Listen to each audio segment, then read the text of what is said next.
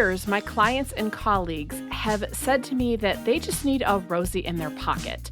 What they mean by that is reminders to bring them back to tools and resources that can help them be better in the moment, and a voice that challenges their thinking and encourages them to live their best and most fulfilled life. I always took it as a compliment and had a good chuckle about it. And after so much feedback and prompting, I have decided to bring Rosie in my pocket to life. Small doses of learning and inspiration to guide you through this journey of life. Here's the teaching and inspiration that I want to share with you today. What comes to mind when you think of your legacy? For many of us, it might seem like something that's way far out into the future that hasn't even crossed our mind, isn't even on the horizon. It's something where maybe we're at the end of our life and we're thinking about the legacy we leave behind, or we are in the tail end of our career and we're thinking about our legacy from that perspective. And that certainly is an important way to consider a legacy. But here's something else to think about when we think about legacy. Maybe you are considering changing jobs. Maybe you are considering changing careers. Maybe you are considering moving off of a volunteer organization or moving on to one, or whatever a transition might be in your life. Those are opportunities to also think about our legacy. What mark are we leaving behind? What are people going to remember us for? How are they going to think of us when we're no longer in fill in the blank, this organization, this team, this whatever it might be? And legacies can even be more close up, meaning any interaction you have with anyone. It can even be a stranger. When you're traveling in a store, what legacy, what mark do you want to leave with that person? You know, we all have an opportunity to be a bright spot in someone's day.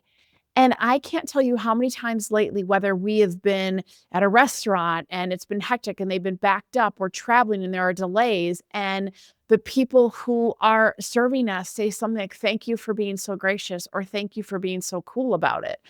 My response is usually, "No problem, you're welcome. My philosophy is life is too short to be an a-hole." And it usually puts a smile on their face because you know darn well they encounter a lot of a-holes in their day, a lot of people who are not giving them grace, who are lashing out and discharging their hurt and frustration on them unnecessarily. And so something I encourage you to think about, and my invitation and challenge for you this week, is to think about what legacy do you want to leave behind in everyday interactions? And then what legacy do you want to leave behind in whatever it might be, your neighborhood, your community, your role, an organization? And if you are not on the path to being the person you want to be or leaving the legacy you want to be remembered for, it is an opportunity to course correct. I'm a firm believer that it is never too late to course correct if we own who we've been and take concrete steps to make it right and apologize to anybody we might need to apologize for. So think about the legacy you want to leave, be a bright spot in someone's day, and be that sparkle that someone else needs, and let more of your sparkle shine. I would love to hear what opens up for you as you think about legacy from these various vantage points and what you're doing to leave the best legacy of you. I'm so grateful to be on your leadership journey with you. And even though I'm not physically in your pocket, I certainly cherish the opportunity to share my heart and learnings to help you. If this message inspired you today, I'd love to hear from you, or gift me a review on Apple Podcasts. Be well, my friends, and now go add a little sparkle to your day.